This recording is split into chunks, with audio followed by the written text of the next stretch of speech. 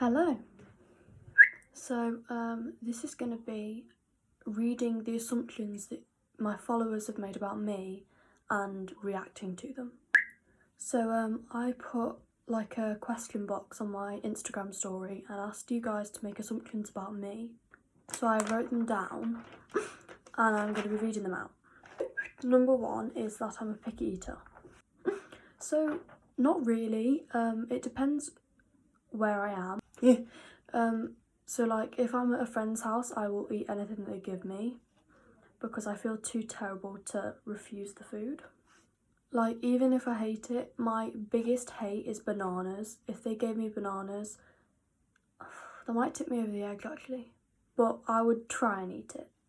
I actually well, I don't know if it's anxiety or whether it's because I'm on so many tablets now, but my gag reflexes are super bad. So for example, sometimes I'll be eating my food and then my gag reflexes will just go off, and I don't feel sick and I've never been sick because of it, but I'll gag like multiple times and I just have to stop eating because otherwise I will be sick. Number two, that I would get rid of my tics if I could. Correct. I just miss not having tics, and I think if I'd had my tics for longer I might feel differently, but I've had them for a year and about a month. And I just feel like they don't make up me. I am me without my tics just as much as I'm me with my tics, so I would definitely get rid of them if I could. Hey yo, that I've googled myself. Okay, so that's kind of out of me. I actually googled myself a few days ago. I'm on this like foreign website. It looks a bit like YouTube, and all my videos are uploaded on there. It might just be YouTube in a different country, I don't know how that works. But actually some photos do come up that I've posted on Instagram and YouTube videos. So yeah, pictures of me do come up when you Google me. Only when you Google my account name though, not when you Google my first and last name. Number four, that I'm autistic. That is very much correct. Hey, I love art. It really calms me down. It calms my tics a lot. I like detailed art like mandalas. I like painting.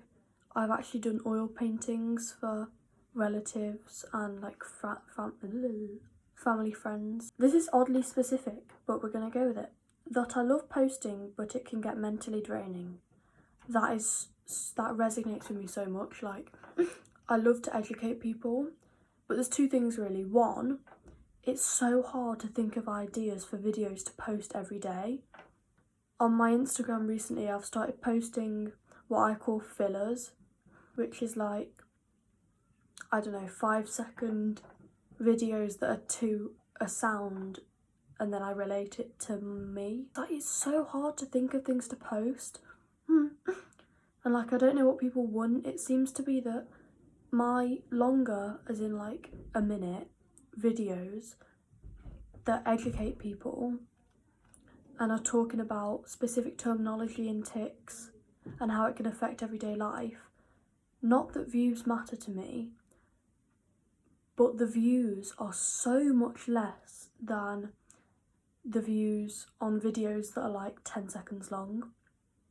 I think it's people's attention span, but it's really hard to educate when I get hardly any views on educational videos, but then loads on funny videos. It kind of makes me feel like, well, what's the point if no one likes watching them? Like, I'm never going to stop posting educational videos, it's just a bit annoying. And the mentally draining part, like, I tend to record like 5 videos in a day and change my hair, take my glasses off, change my top, so it looks like it's on different days. Don't know if I meant to tell you that or not. On the days that I feel good, like, I have a couple good days in the week and like some really bad days and some mediocre days.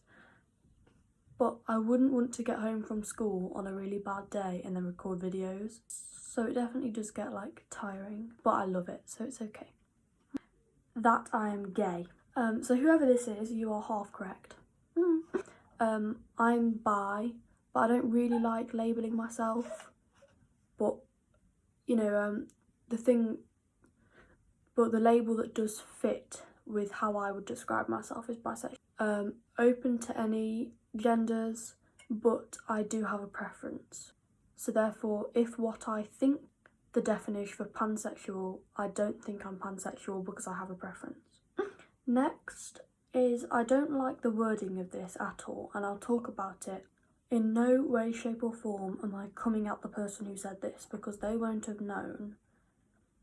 But it says that I am OCD about stuff. I don't like that terminology because they use OCD as an adjective, and OCD is not an adjective, it is a mental health condition. What I assume they mean by this is that I'm neat and tidy, because that's what most people mean when they say OCD about stuff. So it depends on the context. So for example, I like my school desk to be really symmetrical. So like my pencil case will be parallel to the corners of the desks, and like my pens will be parallel to my pencil case when I put them down, and my book will be like perfectly square most of the time.